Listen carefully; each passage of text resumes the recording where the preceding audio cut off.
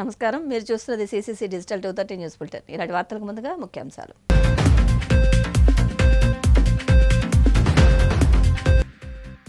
తిరుమల శ్రీవారిని దర్శించుకున్న మంత్రి కొల్లు రవీంద్ర ఆలయ మర్యాదలతో స్వాగతం పలికిన అధికారులు.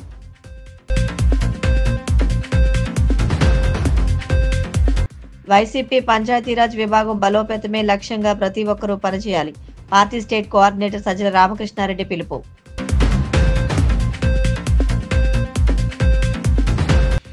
మంగళగిరి జనసేన పార్టీ కార్యాలయంలో జనవాణి కార్యక్రమం. ప్రజల నుంచి అర్జీలు స్వీకరించిన పార్టీ నాయకులు.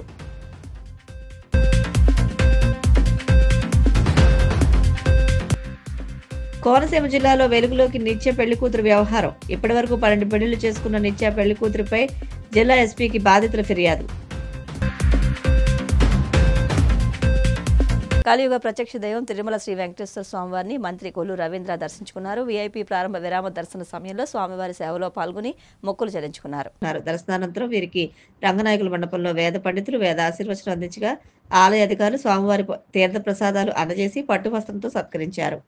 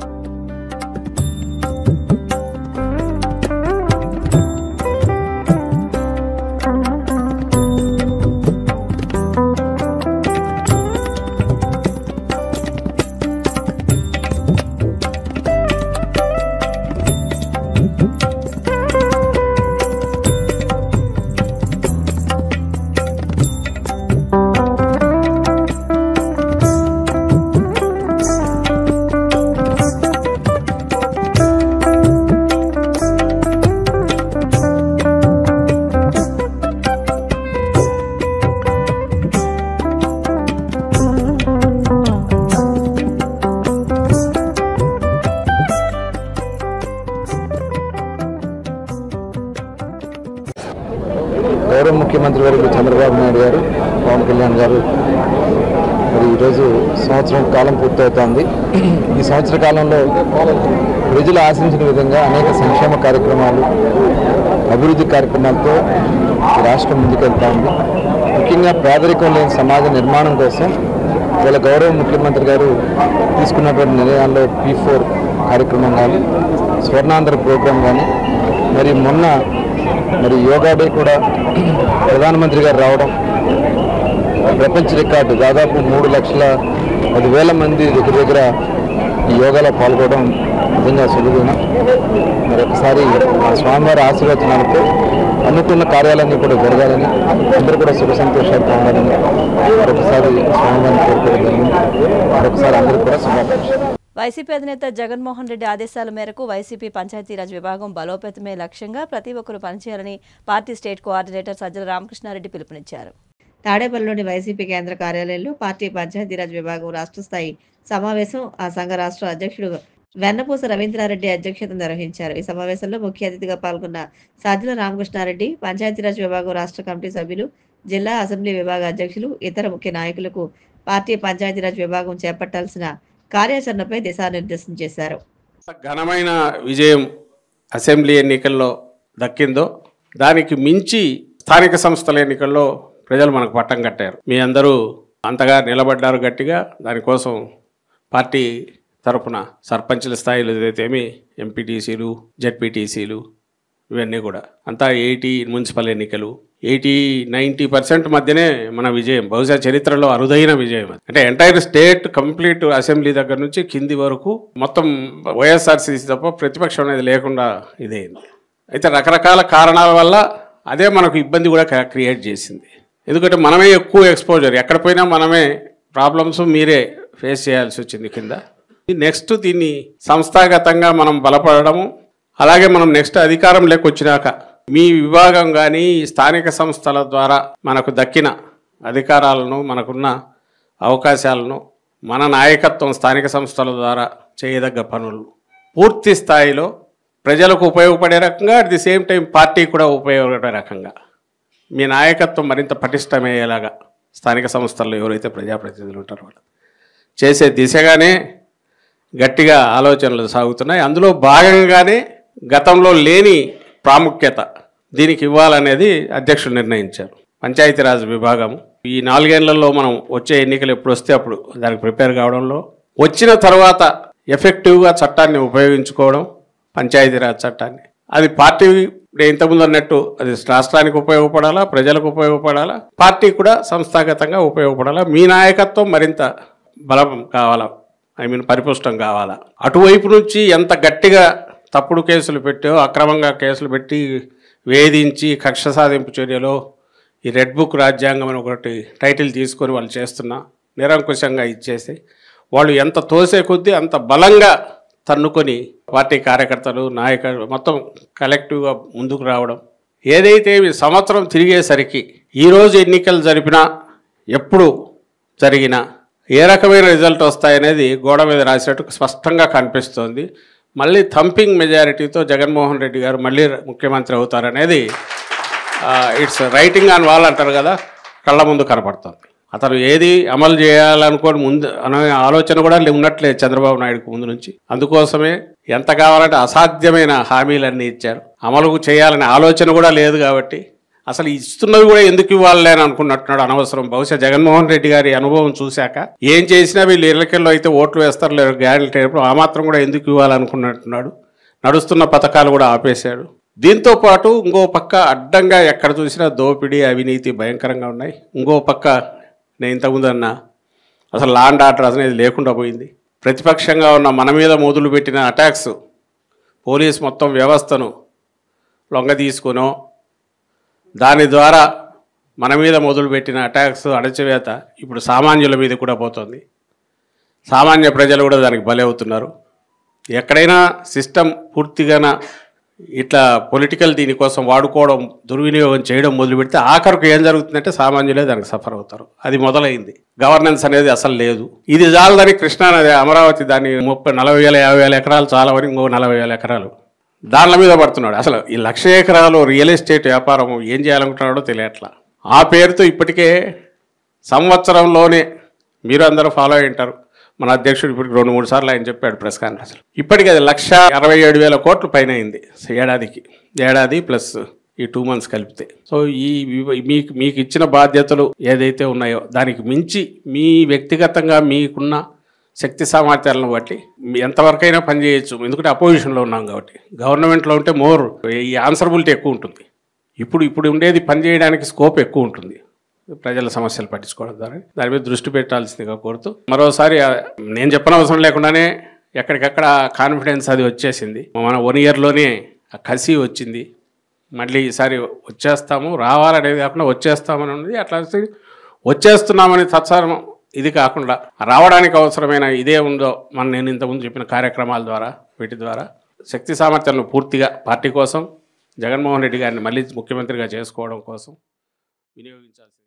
జనసేన పార్టీ ఎమ్మెల్యేలు జనవాణి కార్యక్రమంలో పాల్గొని రాష్ట్రంలోని పలు ప్రాంతాల నుండి వచ్చిన ప్రజల సమస్యలకు సంబంధించి అర్జీలు స్వీకరిస్తున్నారు.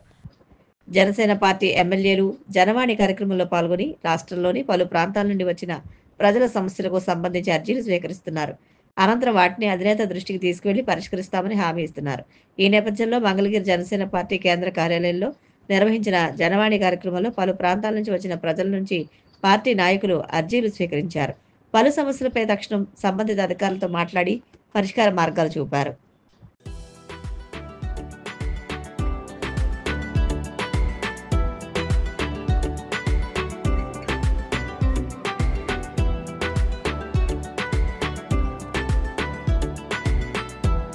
డాక్టర్ బిఆర్ అంబేద్కర్ కోనసీమ జిల్లాలో నిత్య పెళ్లి కూతురు వ్యవహారం వెలుగు చూసింది. 1 కాదు 2 కాదు, ఏకంగా ఇప్పటి వరకు 12 పెళ్లిళ్లు చేసుకున్న నిత్య పెళ్లి కూతురుపై జిల్లా ఎస్పీ కృష్ణారావుకు ఫిర్యాదు చేశారు బాధితులు. రామచంద్రపురం గ్రామానికి చెందిన బేతి వీరదుర్గ నీలిమ, ఆమె తల్లి బేతి వీరలక్ష్మి రామకృష్ణ కళ్యాణ్లు ఆర్థిక స్థిరత్వం కలిగి విడాకులు తీసుకున్న పురుషులను టార్గెట్ చేసుకుని మోసం చేస్తున్నారని ఇటీవలే పశ్చిమ గోదావరి జిల్లాలో కేసు నమోదైంది. అయితే ఈ కేసు విషయంలో న్యాయం కోరుతూ నిత్య పెళ్లి కూతురుపై అంబేద్కర్ కోనసీమ జిల్లా ఎస్పీ కృష్ణారావుకు బాధితులు ఫిర్యాదు చేశారు. తమలాంటి వారిని మోసం చేసి 12 పెళ్లిళ్లు చేసుకుందని, ఆ తర్వాత తమ వద్ద మొత్తం డబ్బు బంగారం లాగేసి ఆపై సెక్షన్ 498 కేసులు పెట్టి వేధిస్తోందని వారంతా జిల్లా ఎస్పీ వద్ద వాపోయారు. ఈ నిత్య పెళ్లి కూతురు వలలో పడి మోసపోయిన తమకు న్యాయం చేయాలని వారు ఎస్పీకి విజ్ఞప్తి చేశారు.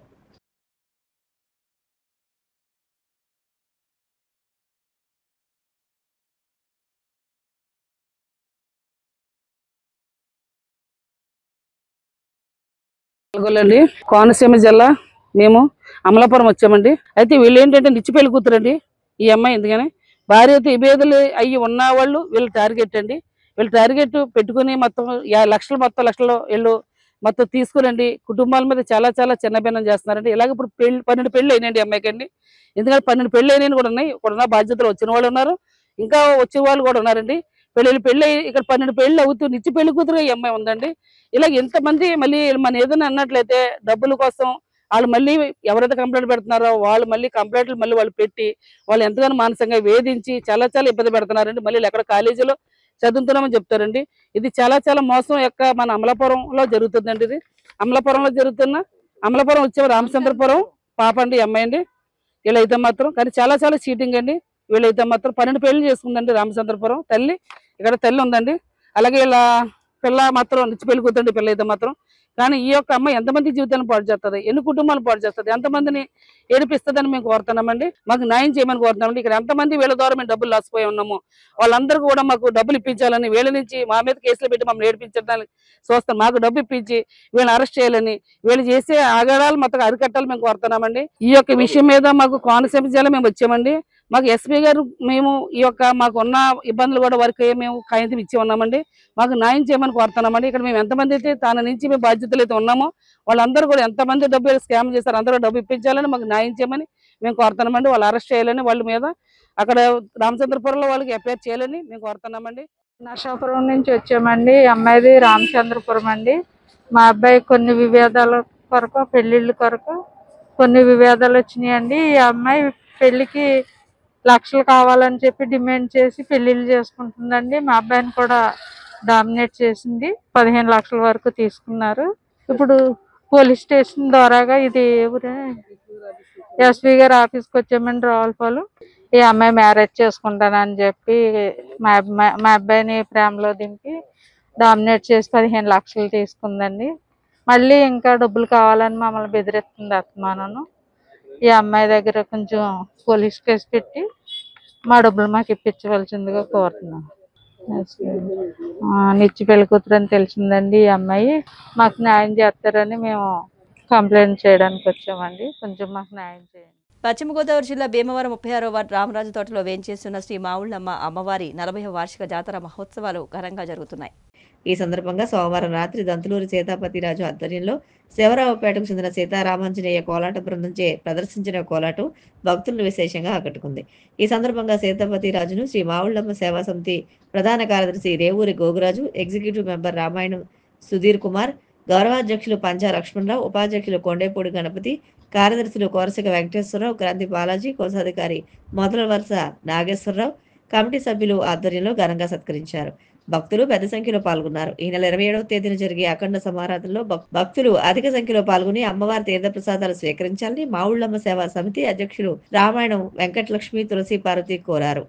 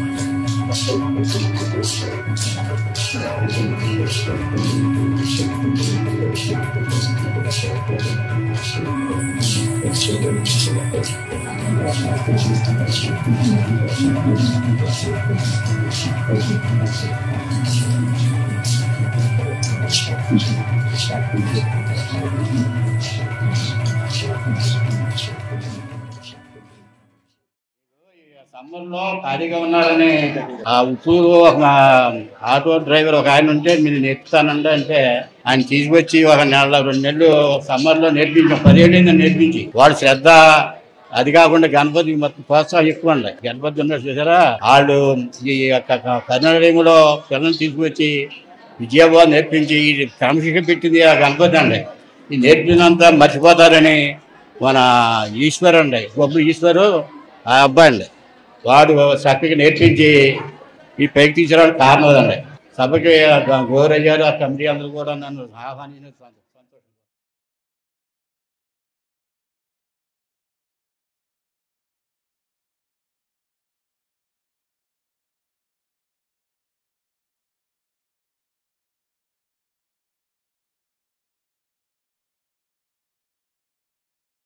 మావుళ్ళమ్మ అమ్మవారి జాతర మహోత్సవం సందర్భంగా మన శివరాపేటలో రామరాజు గట్లో వేసి చేసి ఉన్న మా చిన్నమావుళ్ళమ్మ తల్లికి మన దంతులు సీతాపతిరాజు గారితో కోలాటం ఏర్పాటు చేయడమైనది. ఈ కోలాటంలో పిల్లల్ని ఆదరించే వ్యక్తి మహా శక్తి.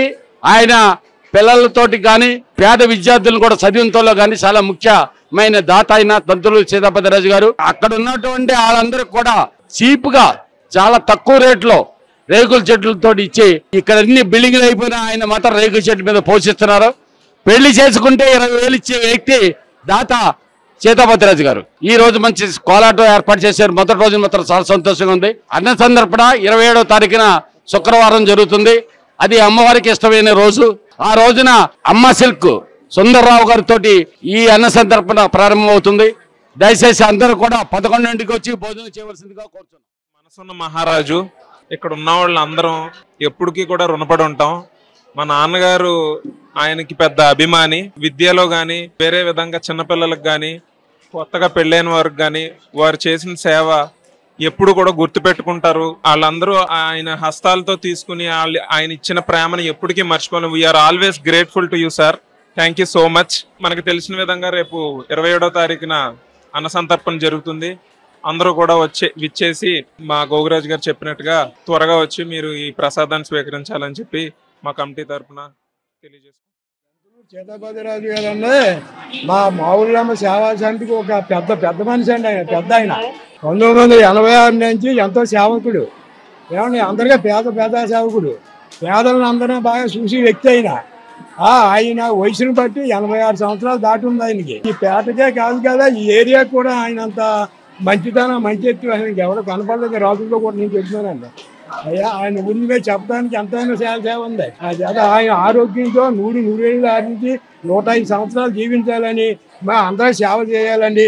పేదలందరికీ ఉపకారపడాలండి. అందరూ మంచి కోరి వ్యక్తి అతను. అటువంటి వ్యక్తిని మన సన్మానం చేయడం మా సేవా సమితి కమిటీ తరఫున నేను ఎంత ఆనందపడతానో, నేను ఎంత గర్వపడుతున్నానో నేను కోరుకుంటున్నాను. విశాఖ జిల్లా పెందుర్తిలో విషాదం చోటు చేసుకుంది. సత్యవాణిపాలెం కుటుంబ కలహాలతో కొడుకు కూతురుతో కలిసి ఓ తల్లి బావిలో దూకింది. ఈ ఘటనలో తల్లి కుమారుడు మృతి చెందగా కూతురు ప్రాణాలతో బయటపడింది. సత్యవాణిపాలెం గ్రామానికి చెందిన కొల్లు పవన్ గీత భార్యాభర్తలు. వీరికి 2 పిల్లలు. భర్త పవన్ మద్యానికి బానిసవడంతో భార్య గీతతో తరచూ గొడవలయ్యేవి. ఈ క్రమంలో గీత తన 2 పిల్లలను బావిలో తోసేసి అనంతరం ఆమె కూడా దూకింది. ఈ ఘటనలో తల్లి గీత, కుమారుడు మణికంఠ మృతి చెందారు. కుమార్తె మోక్షశ్రీ బావిలో మెట్టును పట్టుకుని ఉండడంతో ప్రాణాలతో బయటపడింది. సమాచారం అందుకున్న పెందుర్తి సిఐ సతీష్ కుమార్ ఘటనా స్థలాన్ని పరిశీలించారు. పోస్టుమార్టం నిమిత్తం మృతదేహాలు విశాఖ KGHకు తరలించారు.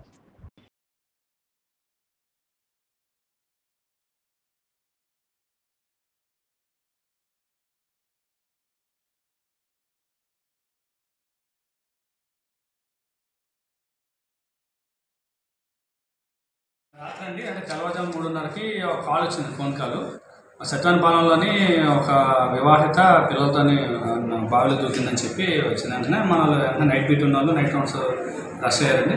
రష్ అయిన తర్వాత అక్కడ వెళ్ళిన తర్వాత విచారించి ఏం జరిగిందంటే అక్కడ సత్యవానిపాలెం చెందిన కొల్లి గీత అండి ఆమె పేరు. కొల్లి గీత అమ్మాయి వచ్చి ఆల్రెడీ బావిలో చనిపోయి ఉంది. అప్పటికే వాళ్ళ అబ్బాయి కూడా లోపల ఉన్నారు. వాటర్ తీసి చేశారు. తర్వాత విచారణ తెలిసిన విషయాలు ఏంటంటే ఈమెకి 8 సంవత్సరాల క్రితం పెళ్ళి అయిందండి. ఈమెకి 8 సంవత్సరాల క్రితం పెళ్ళి అయింది. పెళ్ళి అయితే అదే సత్యవానిపాలెం అబ్బాయిది సొంత మేనమామ అవుతాడు. మ్యారేజ్ అయిన తర్వాత 8 years తర్వాత ఏంటంటే అప్పుడప్పుడు తాగేసి వచ్చి గొడవలు ఆడడం, కొట్టడం, తిట్టడం చేస్తున్నాడు. ఈమెకి 2 పిల్లలు, 8 years పాప, 6 years అబ్బాయి. ఏమంటే ఈ 8 years నుంచి గొడవ జరుగుతున్నాయి. తాగేసి గొడవ పెట్టడం, తిట్టడం, కొట్టడం చేస్తున్నారు. అయితే ఇది భరించలేక నైట్ ఏమైందంటే తాగేసి వచ్చి పాపం ఆయన కొట్టాడు.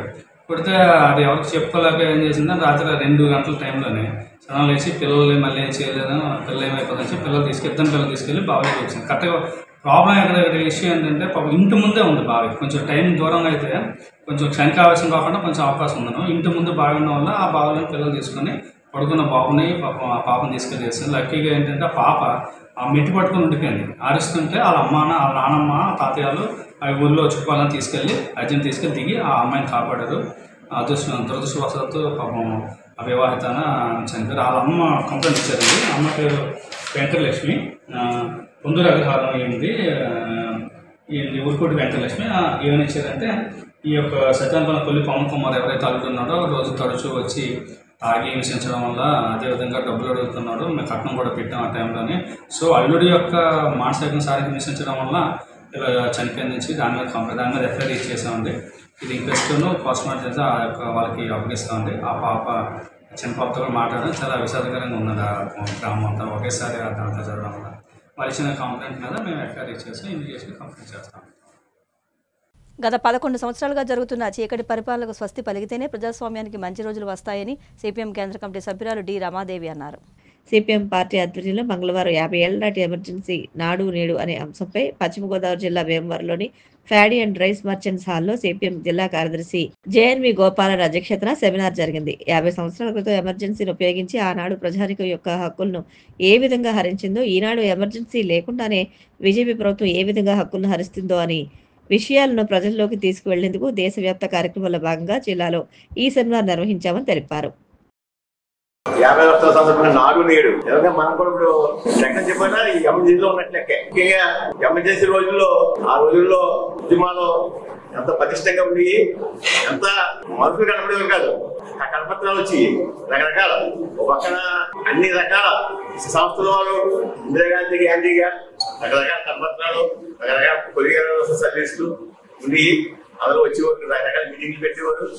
ఆ మీటింగ్లు అన్నిటికీ ఆ రోజు మన యూత్ మన కాలిపంట ఎలా కాలేస్తారో వెళ్ళిపోవాలి. మేము చిన్నప్పుడు ఏదో పేట ఉద్యమం, జయాన్ ఉద్యమం, తర్వాత ఎమర్జెన్సీ ఉద్యమం ఇంకా పరిచయాలు ఎలా ఉన్నాయి అంటే మా ఊళ్ళో యూట్యూబ్ మానే గారు ఏదో మీటింగ్ అయితే వెళ్ళిపోవాలి, లేదా కాన్ఫరెన్స్ ఉందని ఒక ఆయన వెళ్ళిపోవాలి.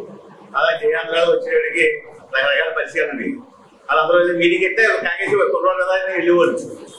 ఒకసారి మేము ఇక్కడ దేవాలయాన్ని పౌరకుల మాసాలు జరిగింది, జిల్లా పౌరకుల మాసాలు. ఆ మహాసాలకి సిసి గారు వచ్చారు, తాతా జనార్దనరావు గారు సోషలిస్ట్ పార్టీ రాష్ట్ర ప్రెసిడెంట్.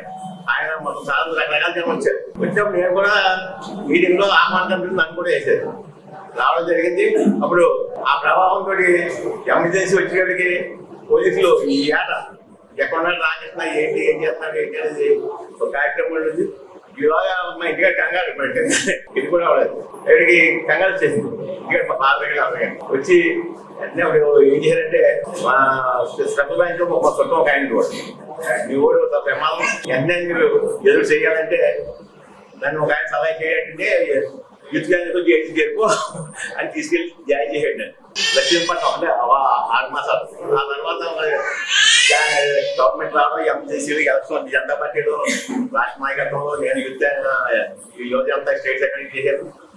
మన ఎల్ఎంఎస్ శివాజీ ఎల్ఐ లక్ష్మీప్రసాద్ మొత్తం రకరకాల మిత్రులు అందరితో కలిసి చేయడం జరిగింది. ఆ రోజుల్లో ఎంఎస్సీసీలో అనుభవం చాలా కష్టాన్ని ఉంది. కార్మిక సంఘాలు ఏ ఉద్యోగం చేసినా దాంతో పాటు దేవాలయ సత్యంలో జాతీయ ప్రోగ్రామ్ ఇచ్చారు. జాతీయ మొత్తం మా అందరినీ అరెస్ట్ చేశారు. మేమెవరో మగ్గాము అందులో మేము జైల్లో ఉన్నాం. ప్రతి ఉద్యమానికి కమ్యూనిస్ట్ పార్టీకి సంబంధించి ఏ ఉద్యమాన్ని మేము సానుభూతి ఉంది. కొన్ని వాటిలో ప్రత్యక్షంగా కూడా పాల్గొన్నాం. ఈ వయసు మనం తెచ్చుకోవాల్సింది ఏంటంటే ఇందిరాగాంధీ ప్రకటించింది ఇక్కడ ట్రైనింగ్ లేకుండా దొరుకుతుంది ఉద్యమం. అది ఒక మాయ. ఆ మాయలో పడిపోయి జనం ఏదో అనుకున్నారు ఆయన కౌలు చెప్పట్లేదు అంటే ఏదో ఒక అప్రకృత ఎంజేసీలో ఉన్నాం మనం. కాబట్టి ఈ విషయంలో గుర్తించి మేధావులందరూ గుర్తించి స్వచ్ఛమైన ఉద్యమం చేయాలి. అలాగే ఒక పోరాటం కూడా చేయాల్సిన అవసరం ఉంది. ఎందుకంటే కొద్ది గొప్ప పోరాటం చేసి కమ్యూనిస్ట్ పార్టీలే మిగిలిన కూడా ఎవరు ఒకటికి మాట్లాడే కూడా ఎవరు లేడు. ఖచ్చితంగా కమ్యూనిస్ట్ పార్టీలో ఉన్న మేధావులందరూ ఉద్యమాన్ని ముందుండి వ్యవస్థగా దీన్ని కొనసాగించుకోవాలి. అయితే ఈ ప్రజాస్వామ్యానికి ఉన్న పరిమితులు ఏమిటి అనేది కమ్యూనిస్ట్ పార్టీకి ఉన్నటువంటి అవగాహన ఉన్నప్పటికీ ఉన్న కనీసమైనటువంటి ప్రజాస్వామిక హక్కులు కూడా అమలు జరగకుండా చేసినటువంటి ఒక చీకటి చరిత్ర 1975-77 వరకు ఒక 18 నెలల పాటు మన దేశంలో అంతర్గతంగా ప్రమాదకర పరిస్థితులు ఏర్పడ్డాయి అనే పేరుతో అర్ధరాత్రి 25వ తేదీ జూన్ 25వ తేదీ అర్ధరాత్రి ఎమర్జెన్సీని ప్రకటించారు. అది డ్యూ ప్రాసెస్ అంటాం. చట్ట ప్రకారం ప్రాసెస్ గా కేబినెట్ ఆమోదం లేకుండానే ప్రకటించడం జరిగింది. తెల్లవారుజామున అనుకూలమైనటువంటి కేబినెట్ మంత్రులను తెచ్చుకొని రాష్ట్రపతికి మేము కేబినెట్ తీర్మానం చేశాము అని చెప్పి ఎమర్జెన్సీ అమల్లో తీసుకొచ్చాం. అర్ధరాత్రి అరెస్టులు సాగినాయి. ఈ అరెస్టులు ఎవరెవరికి చేయాలని చెప్పేసి లిస్టులు తయారైనాయి. అర్ధరాత్రి పత్రికలన్నీ మూతపడ్డాయి.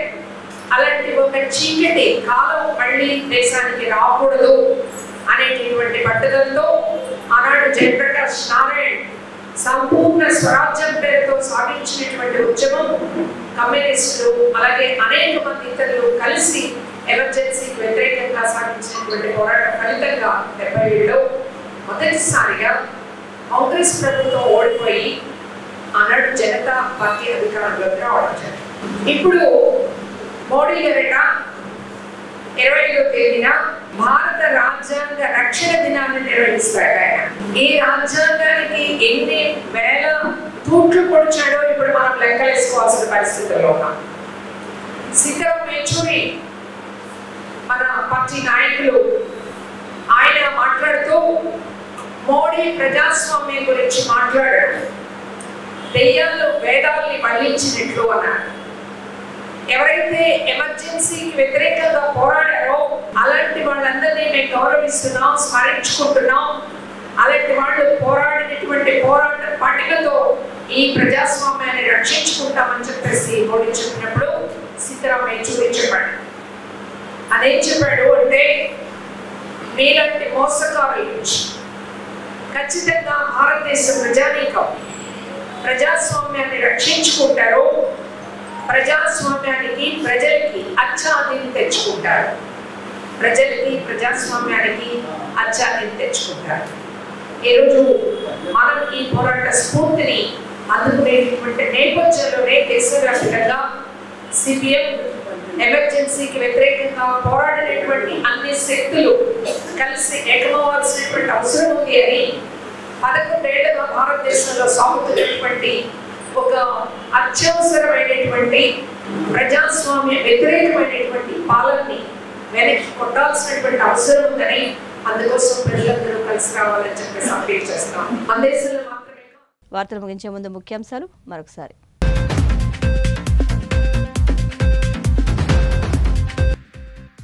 తిరుమల శ్రీవారిని దర్శించుకున్న మంత్రి కొల్లు రవీంద్ర, ఆలయ మర్యాదలతో స్వాగతం పలికిన అధికారులు.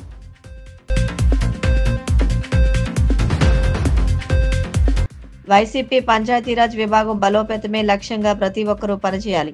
Party state coordinator Sajjala Ramakrishna Reddy పిలుపు.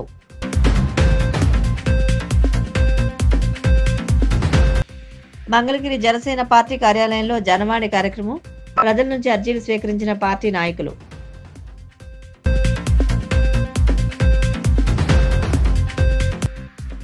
కోనసీమ జిల్లాలో వెలుగులోకి నిత్య పెళ్లికూతురు వ్యవహారం. ఇప్పటి వరకు 12 పెళ్లిళ్లు చేసుకున్న నిత్య పెళ్లికూతురుపై జిల్లా ఎస్పీకి బాధితుల ఫిర్యాదు. సిసిసి డిజిటల్ 230 న్యూస్ బులెటిన్ ఇంతటితో సమాప్తం. నమస్కారం.